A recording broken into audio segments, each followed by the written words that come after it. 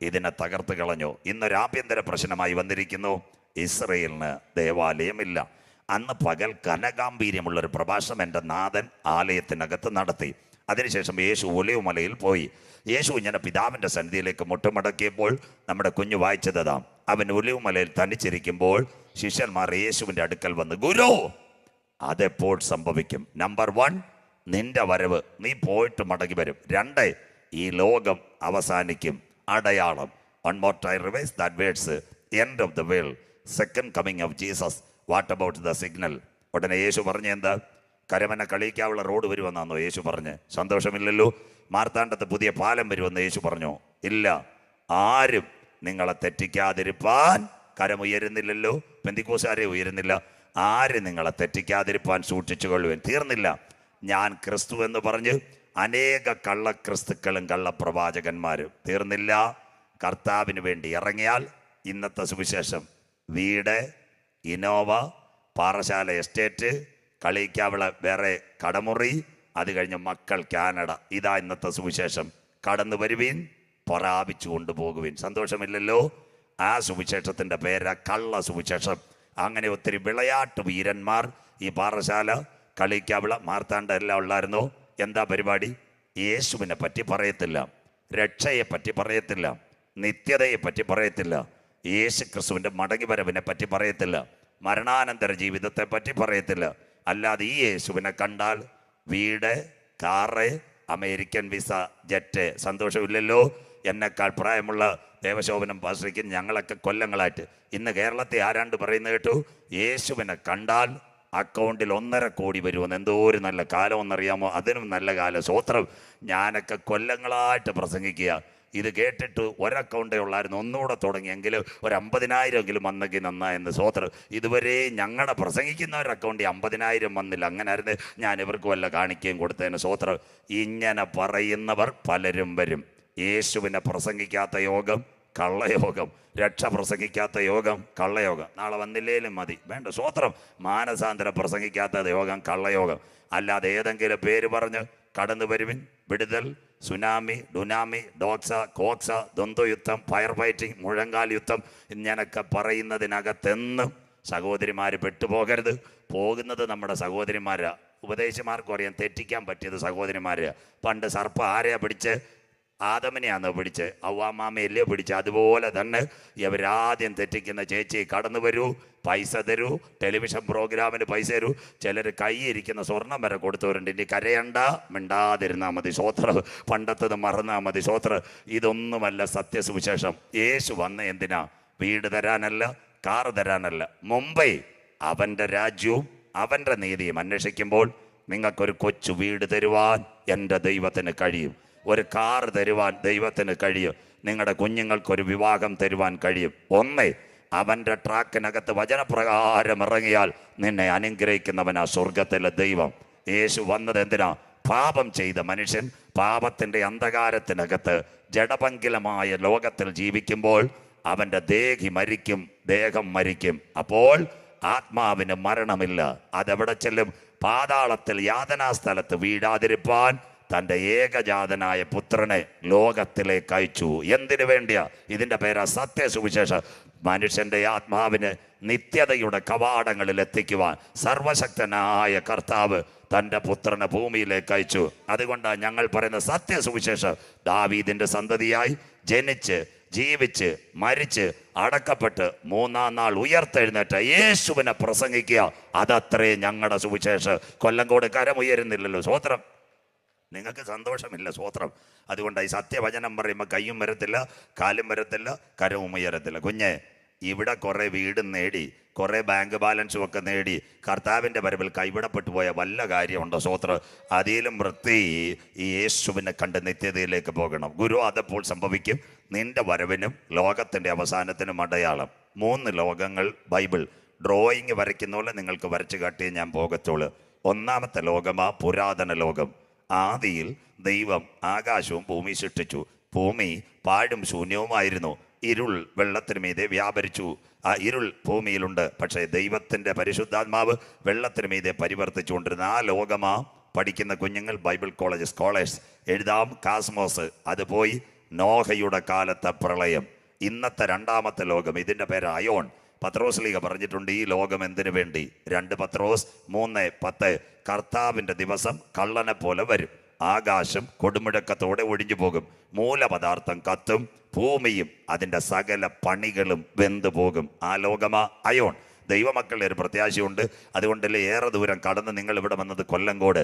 നമ്മുടെ പ്രത്യാശയുണ്ട്, പുതുവാന ഭൂമി. വെളിപ്പാട് പുസ്തകം 21:1-2 ഇതാ മനുഷ്യനോട് കൂടെ ദൈവത്തിൻ്റെ കൂടാരം. അതിൻ്റെ പ്രത്യേകത എന്താ?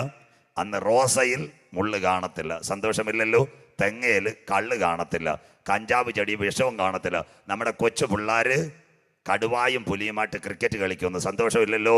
സ്വോത്രം. അങ്ങനെ ഒരു കാലം ഇവിടെ വരും. അതുകൊണ്ട് ആ പണ്ടത്തെ കുഞ്ഞുങ്ങൾ പാടുന്ന പുത്തനാം യെരൂശലേമിൽ എത്തും കാലം ഓർക്കുമ്പോൾ ഇത്തരയിൽ ഖേദമെല്ലാം മാഞ്ഞു പോകുന്നത്. ഇന്ന് രാത്രി 3 ലോകങ്ങൾ. അതെപ്പോൾ സംഭവിക്കും? നിന്റെ വരവ്, ലോകത്തിൻ്റെ അവസാനം. മാന്യമായ 4 ഉത്തരം യേശു പറഞ്ഞു. എന്താ 4 ഉത്തരങ്ങൾ? വായിക്കുന്നു അടയാളം സഹിതം. മത്തായി സുവിശേഷം 24, 32, 33, 34 വാക്യങ്ങൾ. Matthew chapter 24 words 32, 33, 34. വായിക്കാം മോനെ. മത്തായി 24, 32, 33, 34 വാക്യങ്ങൾ വായിച്ചോട്ടെ മക്കളെ.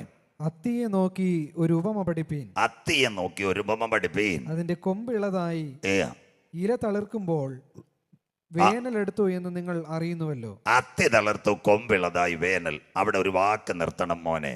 ഇസ്രയേലിന്റെ വിഷയത്തിൽ അന്തിമ ദിനത്തിൽ ഒരു യുദ്ധം വരും. ആ യുദ്ധത്തിന്റെ തുടക്കമാ ഈറ്റുനോവിന്റെ ആരംഭം. കന്യാകുമാരി വണ്ടി കളിക്കേൽ നിന്ന് വിളയിൽ നിന്ന് സ്റ്റാർട്ട് ചെയ്തതുപോലെ 8 മാസമായ ഒരു യുദ്ധം നടക്കുന്നു. Russia Ukraine. കഴിഞ്ഞ ദിവസങ്ങളിൽ ഇവിടെ എല്ലാവരും പേപ്പർ വായിക്കുന്നതാ. ഇപ്പൊ ലോകം 2 ചേരിയിലേക്ക്. ഉക്രൈൻ ആരായുധം കൊടുക്കുന്നു? ഇസ്രയേൽ. റഷ്യക്ക് ആരായുധം കൊടുക്കുന്നു? ഇറാൻ. ഇന്ന് റഷ്യയുടെ പ്രസിഡന്റ് പറഞ്ഞ ഇസ്രയേൽ അനുഭവിക്കും. അങ്ങനെയെങ്കിൽ ഇസ്രയേൽ തളിർക്കണം, അവൻ ലോകം മുഴുവൻ പടരണം. അത് കഴിഞ്ഞിട്ട് അതിൻ്റെ വിഷയത്തിൽ ഒരു വേനലും വരണം. അതാ യേശു ക്രിസ്തുവിൻ്റെ മടങ്ങി വരവിൻ്റെ 1-ാമത്തെ ലക്ഷണം. ഇനി ശ്രദ്ധയോടെ ഇരിക്കണം. 3 മരങ്ങളോട് സ്വർഗം ഇസ്രയേലിനെ ഉപമിച്ചിട്ടുണ്ട്. 2 മരം, ഒരു ചെടി. അതിൽ 1-ാമത്തെ മരമാ അത്തി. അത്തി യഹൂദന്റെ രാഷ്ട്രീയം. ബൈബിൾ ഉള്ളവർ പഠിക്കണം. അവസാന രാത്രി ഞാൻ പ്രസംഗിച്ച് ഞാൻ ക്വസ്റ്റ്യൻ ചോദിക്കും. പറയുന്നവർക്ക് $1 സമ്മാനവും തരും. വെറുതെ അല്ല, തരുന്നിട്ടേ പോകത്തുള്ളൂ. അത്തി 1-ാമത്തെ സംഭവം. അതിൻ്റെ പേരാ ഹോശയ്യ 9:10. അത്തിവൃക്ഷത്തിൻ തലക്കനി പോലെ നിന്റെ പിതാക്കന്മാരെ ഞാൻ മരുഭൂമിയിൽ കണ്ടു ഇസ്രായേൽ. 2 ഒരു ചെടിയോട് അവനെ ഉപമിച്ചു. അതാ മുന്തിരി. യോഹന്നാന്റെ സുവിശേഷം 15:1-2 ഞാൻ സാക്ഷാൽ മുന്തിരിവള്ളിയും എൻ്റെ പിതാവ് തോട്ടക്കാരനും എന്നിൽ കായ്ക്കാത്ത കൊമ്പുകളൊക്കെയും വെട്ടിക്കളയുന്നു. അത്തി രാഷ്ട്രീയം, മുന്തിരി അവൻ്റെ ആത്മീയം. അത് കഴിഞ്ഞിട്ട് 3-ാമതൊന്നുണ്ട്, ഒലിവ്, സൗന്ദര്യം. ആ സങ്കീർത്തനം എല്ലാവരും കേട്ടിട്ടുള്ളതായിരിക്കും. കല്യാണത്തിന് പോകുന്നവരെല്ലാം കേൾക്കും. ഏതാ സങ്കീർത്തനം 128. യഹോവയെ ഭയപ്പെട്ട് അവൻ്റെ വഴികൾ നടക്കുന്ന ഏവനും ഭാഗ്യവാൻ. നീ ഭാഗ്യവാൻ, നിനക്ക് നന്മ വരും. നിന്റെ അധ്വാനത്തിൻ്റെ ഫലം പാറശാല ബിർവറേജസിൽ പോവത്തില്ല. നിന്റെ ഭാര്യ കറുത്തമുത്ത് ചന്ദനമഴയും കാണത്തില്ല. മക്കൾ പൂവാറിൽ ചൂണ്ടയിടാൻ പോകത്തില്ല. അങ്ങനെ ഒരു സങ്കീർത്തനം കേട്ട എത്ര പേരുണ്ട്? കല്യാണത്തിന് വായിക്കുന്ന ഒരു സങ്കീർത്തനമാ. പാറശാല ഒരു നല്ല മണ്ഡപമുണ്ട്, ഷീല കല്യാണ മണ്ഡപം. കരമുയരുന്നില്ലല്ലോ. അവിടെ ഇനിയെങ്കിലും കല്യാണത്തിന് പോകുമ്പോൾ ഇതൊന്ന് കേൾക്കണം. നിങ്ങൾ ആ സമയം ബിരിയാണിക്ക് വേണ്ടി തള്ളാൻ പോകും, ഞങ്ങൾ ആ സമയം കവർ നോക്കിയിരിക്കും. ഏതെങ്കിലും ഒരാൾ വായിച്ചുകൊണ്ടിരിക്കുക. ഇതിൻ്റെ പേരാ സങ്കീർത്തനം 128. യഹോവയെ ഭയപ്പെട്ട് അവൻ്റെ വഴികൾ നടക്കുന്ന ഏവനും ഭാഗ്യവാൻ. നീ ഭാഗ്യവാൻ, നിനക്ക് നന്മ വരും. നിന്റെ അധ്വാനത്തിൻ്റെ ഫലം വീട്ടിലെത്തും. നിന്റെ ഭാര്യ ഫലപ്രദമായ മുന്തിരിവള്ളി പോലെ, നിന്റെ മക്കൾ മേശയ്ക്ക് ചുറ്റും ഒലിവ് തൈ പോലെ ഇരിക്കും. ഇതാ ഇസ്രായേൽ. 1 അത്തി, 2 മുന്തിരിച്ചെടി, 3 ഒലിവ്. 1-ാമത്തെ കർത്താവിൻ്റെ വരവിൻ്റെ ലക്ഷണം മലയാളം യഹൂദ ലക്ഷണം. 2 അടുത്ത വാക്ക് വായിച്ചിട്ട് മോനെ, 2-ാം ഭാഗം. അങ്ങനെ നിങ്ങൾ വായിച്ചാട്ടെ. അങ്ങനെ നിങ്ങൾ ഇതൊക്കെയും കാണുമ്പോൾ, ഞാൻ പറഞ്ഞല്ലോ സ്പീഡിൽ പ്രസംഗിക്കത്തില്ല, എനിക്ക് സുഖമില്ല, അതുകൊണ്ട് ഡ്രായിങ് പോലെ പോകാൻ പറ്റത്തുള്ളൂ. അങ്ങനെ നിങ്ങൾ ഇതൊക്കെയും കാണുമ്പോൾ അവൻ അടുക്കെ വാതിൽക്കൽ തന്നെ ആയിരിക്കുന്നു എന്ന് അറിഞ്ഞുകൊള്ളുവീൻ. അങ്ങനെ ഈ സംഭവമൊക്കെ നടക്കുമ്പോൾ ഒരച്ചായൻ വാതിൽക്കൽ നിൽപ്പുണ്ട്. അവൻ്റെ പേരാ യേശുവല്ല. ഞാൻ പിതാവിൻ്റെ നാമത്തിൽ വന്നു, നിങ്ങൾ എന്നെ കൈക്കൊണ്ടില്ല, മറ്റൊരുവൻ സ്വന്തം നാമത്തിൽ വരും. മിണ്ടുന്നില്ലല്ലോ. അവൻ ഈ കോവിഡിൻ്റെ മറവിൽ ഇന്നത്തെ ഉക്രൈൻ അടി ആര് തീർക്കും? ഇന്ത്യ ചൈന കയ്യാലമാന്തൊക്കെ ആര് തീർക്കും? കേരളത്തിലെ സാമ്പത്തിക മണ്ഡലം ആര് ശരിയാക്കും? ഇന്നത്തെ ശ്രീലങ്കയിലെ പട്ടിണി ആര് തീർക്കും? അത് കഴിഞ്ഞിട്ട് അമേരിക്കയിലെ സാമ്പത്തികം തകരുന്ന ആര് തീർക്കും? അപ്പം ഈ അച്ചായം പറയും, എല്ലാം ഞാൻ ശരിയാക്കി തരാം, കസേര എനിക്ക് തരാൻ. അവനടുക്ക വാതിൽക്കൽ. അതിൻ്റെ മലയാളമാ? സംശയമുണ്ട്, ആർക്കും തെളിവ് തരാം. ഏക ലോക ഭരണം വാതിൽക്കലെത്തി. ഇന്ന് രാത്രി നിങ്ങളുടെ കയ്യിലൊരു മൊബൈൽ ഉണ്ടല്ലോ, അതിനകത്ത് നല്ലൊരു അങ്കിൾ ഉണ്ടല്ലോ, തോമാച്ചായനല്ല, ഗൂഗിൾ. അവനോട് ചോദിക്കണം ഏക ലോക ഭരണം. അപ്പം പറയും ന്യൂ വേൾഡ് ഓർഡർ. ഒരുവൻ കോവിഡിൻ്റെ മറവിൽ ഇന്നത്തെ ഭരണകൂടത്തെ പിടിക്കാൻ പോകുന്ന. നമ്പർ 1 ഇസ്രയേലിൻ്റെ ലക്ഷണം യഹൂദ. 2 എതിർ ക്രിസ്തുവിൻ്റെ ലക്ഷണം. അവനടുക്ക തുമ്പുകെട്ട ഇടയൻ, നാശയോഗ്യൻ, വരുവാനിരിക്കുന്ന പ്രഭു, അധർമ്മത്തിൻ്റെ മർമ്മം. ഇതെല്ലാം ഇവന്റെ പേരാ. അടുത്ത വാക്ക് വായിച്ചാട്ടെ. ഇതൊക്കെയും സംഭവിക്കുവോളം, ഇതെല്ലാം സംഭവിക്കുവോളം ഈ തലമുറ ഒഴിഞ്ഞു പോകയില്ല. ഇതെല്ലാം കൊല്ലംകോട് അച്ചായന്മാരും ചേച്ചിമാരും കാണും. ഇതൊക്കെ സംഭവിക്കുമ്പോൾ ഈ തലമുറ ഒഴിഞ്ഞു പോകുകയില്ല. അടുത്തത് ആകാശവും. വായിച്ചാട്ട് മോനെ. ആകാശവും ഭൂമിയും ഒഴിഞ്ഞു പോകും. അതാണ്ട് ഇന്നത്തെ ആകാശത്തിന്റെ ലക്ഷണങ്ങൾ കണ്ടില്ലേ? കേരളത്തിലും തമിഴ്നാട്ടിലും എല്ലാം അടിക്കത്തില്ലയോ? എന്തെല്ലാം സംഭവം എന്ന് നടക്കുന്നത്. Yellow, mango, pineapple, orange, red. ഇത് കേൾക്കാത്ത വല്ല ദിവസവും ഉണ്ടല്ലോ? ചേട്ടന്മാർക്ക് ചേച്ചിമാർക്ക് സന്തോഷമില്ലല്ലോ? ഇതെല്ലാം അടിക്കും. ആകാശവും ഭൂമിയൊക്കെ പോകുമെന്ന് തീർന്നില്ല. പിന്നെ അത് കഴിഞ്ഞിട്ട് ഇന്നത്തെ കാറ്റടിക്കുന്നില്ല. തമിഴ്നാട്ടിൽ കാറ്റിന് എന്താ പൂയലടിക്കുന്നത്? അങ്ങനെയല്ലേ അപ്പച്ച പൂയലടിക്കുന്നത്? എന്ത് നല്ല കാറ്റടിക്കുന്നത്. കുഞ്ഞുങ്ങളുടെ പേരെല്ലാം അടിക്കുന്നില്ലയോ? എന്താ പേര്? റീത്ത, കത്രീന, ബിൽമ, ഗാർബി, ഓർമ്മ, മാത്യു, ഫ്ലോറൻസ്, ലോറൻസ്, മക, ബുൾബുൾ, മേഘനു, സാഗർ. സകല പേരൊന്ന് കാറ്റിനിട്ടുകൊണ്ടിരിക്കുക. അന്ത്യദിനമായില്ലയോ? കർത്താവ് വരാറായില്ലയോ? 1 യഹൂദ ലക്ഷണം. 2 എതിർ ക്രിസ്തുവിൻ്റെ ലക്ഷണം. 3 പ്രപഞ്ചത്തിൻ്റെ ലക്ഷണം. അടുത്ത വാക്ക് വായിച്ചാട്ട് മോനെ. അതിവിടെ കഴിഞ്ഞ സംഭാഷണത്തിലേക്ക് വായിക്കാം. അടുത്ത വാക്ക്. എന്റെ വചനങ്ങളോ ഒഴിഞ്ഞു പോകയില്ല. ഇതെല്ലാലും കണ്ടാലും ദൈവസഭ കളങ്കപ്പെടരുത്. സ്വർഗത്തിൽ എന്നേക്ക് സ്ഥിരമായി നിൽക്കുന്ന ദൈവത്തിന്റെ വചനത്തിൽ നാം ഉറച്ചു നിൽക്കണം. അതിനായി ഞാൻ ദൈവത്തെ വാഴ്ത്തും. അങ്ങനെ നിങ്ങൾ ഇതൊക്കെ കാണുമ്പോൾ അവനടുക്ക വാതിൽക്കൽ ആകാശവും ഭൂമിയും ഒഴിഞ്ഞു പോകും, എൻ്റെ വചനങ്ങളോ ഒഴിഞ്ഞു പോകുകയില്ല. അങ്ങനെയെങ്കിൽ ഒരുവന്റെ കയ്യിൽ ലോകം കൊടുക്കുമോ? ഇനി ബൈബിളിൻ്റെ ചിന്തയിലേക്ക് ശ്രദ്ധയോടെ പഠിക്കണം, ഡ്രായിങ് പോലെ. എന്താ ബൈബിളിൻ്റെ ചിന്ത? ബൈബിളിനകത്ത് 10 യുഗങ്ങളുണ്ട്. 10 ഡിസ്പെൻസേഷൻസ് ഇലാമിനേറ്റഡ് അവർ ബൈബിൾ. 10 യുഗങ്ങൾ. 1-ാമത്തെ യുഗം ദൂതന്മാരുടെ യുഗം. 2-ാം യുഗം നിൽക്കൽമക്ഷ യുഗം. 3-ാം യുഗം മനസാക്ഷി യുഗം. 4 ന്യായപ്രമാണ യുഗം. 5 സങ്കലന യുഗം. 6 കൃപായുഗം. അങ്ങനെ ഒരു യുഗം കേട്ടിട്ടുണ്ടോ? സ്തോത്രം. അതുകൊണ്ടല്ലേ നമ്മുടെ സഹോദരങ്ങൾ പാടുന്ന പാട്ടില് കൃപായുഗം തീരാറായി കാന്തൻ വരാറായി. അങ്ങനെ അങ്ങ് കേട്ടിട്ടില്ലേ? പാറശാലക്കാരെല്ലാം പാട്ടുകൾ മാറി. ഞങ്ങളൊക്കെ ഇടയ്ക്ക് ഇവിടുന്ന് പോയപ്പോൾ ചില ബാലിബന്മാർ വന്ന് പാട്ടെല്ലാം മാറ്റി. ചട്ടി മാറും, കൊട്ട മാറും, കലം മാറും. സ്തോത്രം. അങ്ങനെയുള്ള പാട്ടല്ലേ? സ്തോത്രം.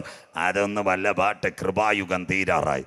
കൃപായുഗത്തിൽ 3 സംഭവം നടക്കും. 1, നമ്മുടെ കൊല്ലംകോട്ട സഹോദരി സിസിലി സിസ്റ്റർ, അങ്ങനെ പേരുണ്ടെങ്കിൽ ക്ഷമിക്കണം, അവർക്ക് കൊല്ലംകോട് പഞ്ചായത്ത് 20 കോഴിക്കുഞ്ഞുങ്ങളെ കൊടുത്തു.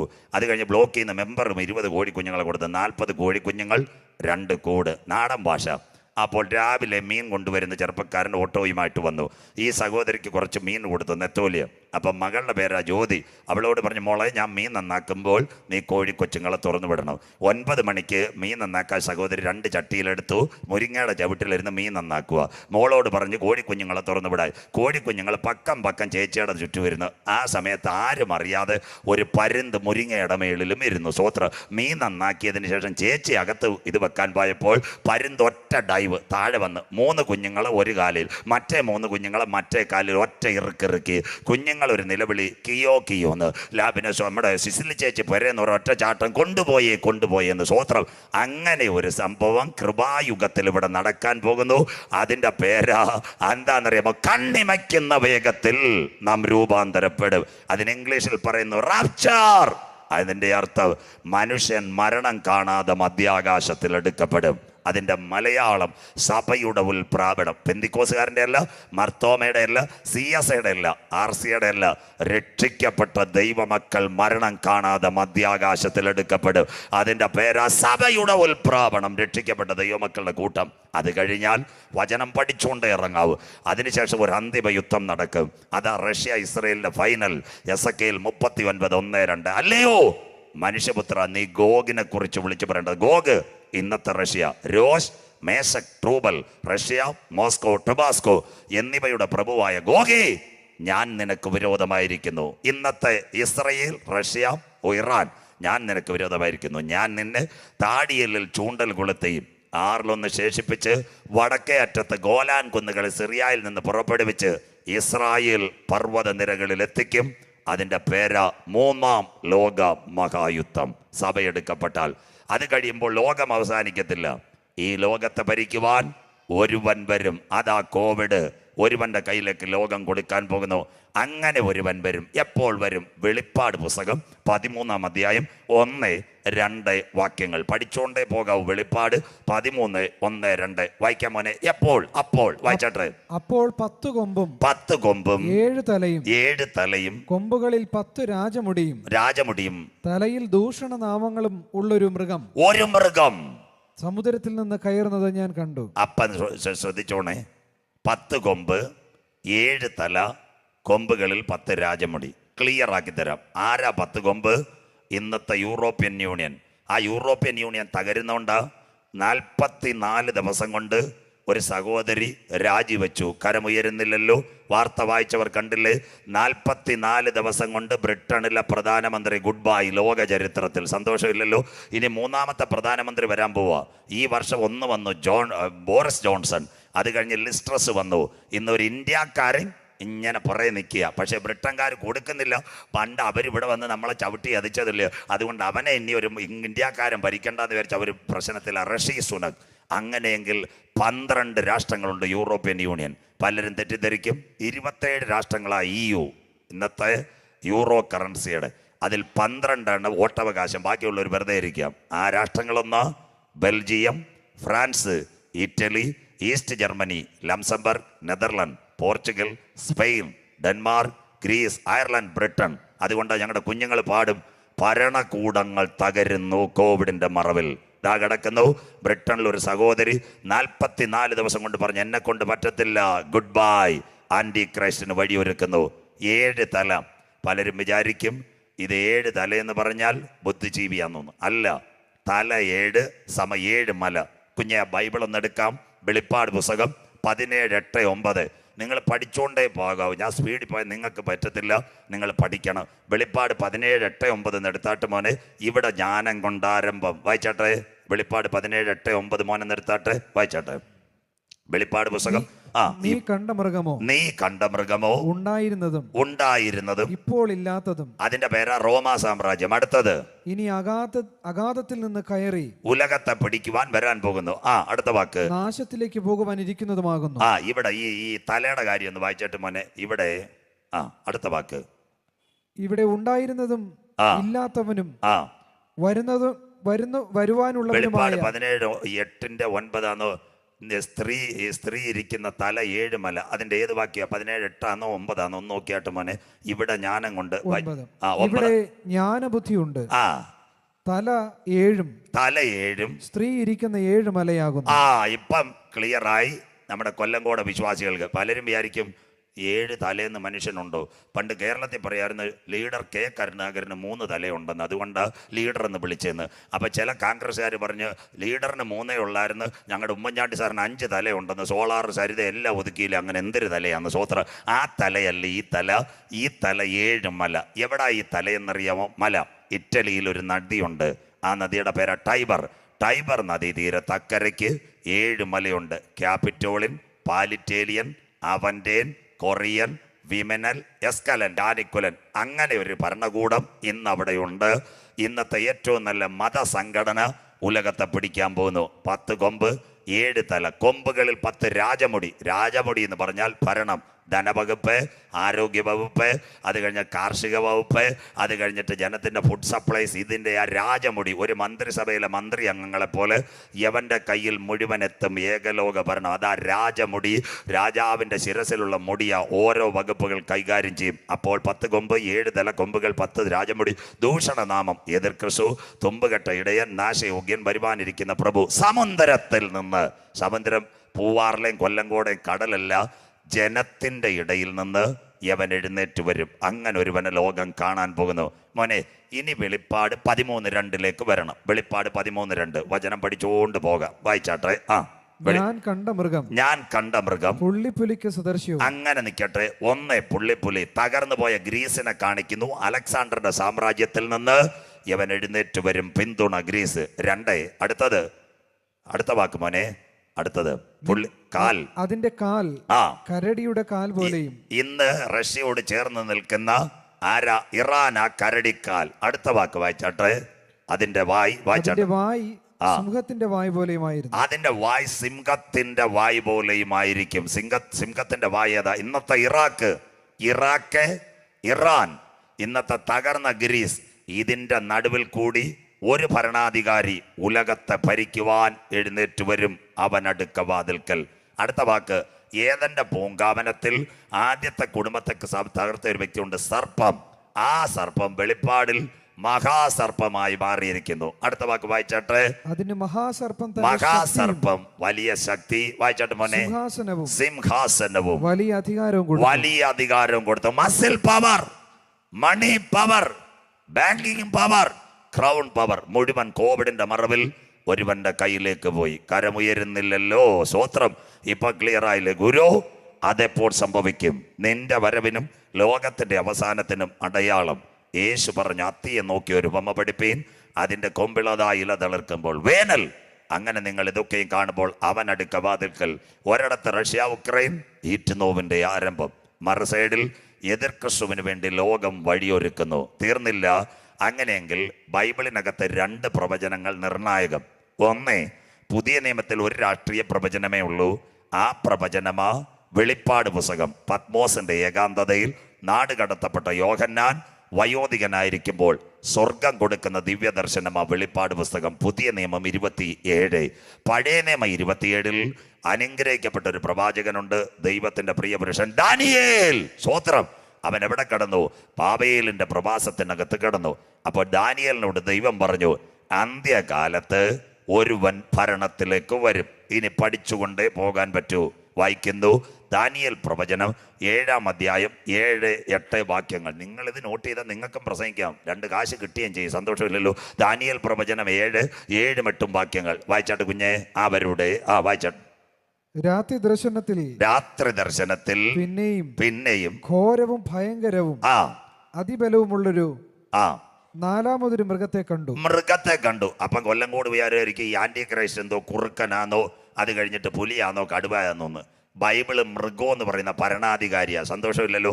യേശു ഹേരോദാവിനെ വിളിച്ച് സഹോദരൻ ഹേരോദാവ് എന്നല്ല, ആ കുറുക്കനോട് പോയി പറയാൻ. സന്തോഷമില്ലല്ലോ. അവൻ കൊല്ലംകോട്ട് വന്ന് നാട്ടുകാരെ കോഴി അടിച്ച് മാറ്റിയോണ്ടല്ലോ, അവന്റെ സ്വഭാവം കണ്ടിട്ടാ യേശു പറഞ്ഞ ആ കുറുക്കനോട് പറയുവാൻ. സ്വോത്രം. അപ്പം മൃഗം എന്ന് പറഞ്ഞ ഭരണാധികാരി. 4-മതൊരു മൃഗത്തെ കണ്ടു. മഹാസമുദ്രത്തിന് നേരെ 4 കാറ്റടിക്കുന്നത് ഞാൻ കണ്ടു. തമ്മിൽ ഭേദിച്ച് നിൽക്കുന്ന 4 മഹാമൃഗങ്ങൾ. 1 തല തങ്കം, 2 നെഞ്ചും കൈയും വെള്ളി, അരഭാഗം താമ്രം, 4 കാലിന്റെ തോട ഇരുമ്പ് കൊണ്ട്. അതാ നെബൂഖദ്നേസർ കണ്ട ദർശനം. മോനെ അവിടെ ഒരു നിമിഷം ഒന്ന് പെൻഡിങ് വെച്ചേക്കട.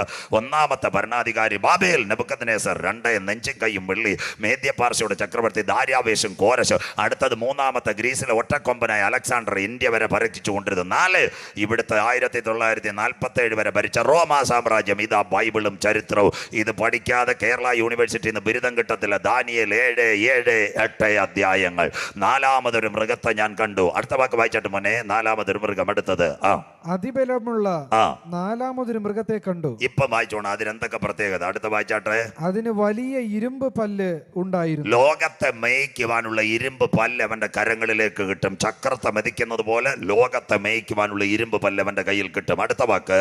അടുത്തത് അത് തിന്നുകയും തകർക്കുകയും ചെയ്തിട്ട് ശേഷമുള്ളതിനെ കാൽ കൊണ്ട് ചവിട്ടിക്കളയും. ഇന്നത്തെ അമേരിക്കൻ പ്രസിഡന്റിന്റെയും ബ്രിട്ടനെയും ഇന്ത്യയുടെ ഭരണാധികാരിയെയും തമിഴ്നാടിന് മുതലമച്ചറേയും എല്ലാം ഇവൻ കാൽ കൊണ്ട് ചവിട്ടിക്കളയും. അന്ത്യദിനങ്ങൾ കണ്ടോ? സ്തോത്രം. അതാ പറഞ്ഞ ഇങ്ങനൊരു ഭരണാധികാരി ലോകത്തിൽ വന്നേ പറ്റൂ.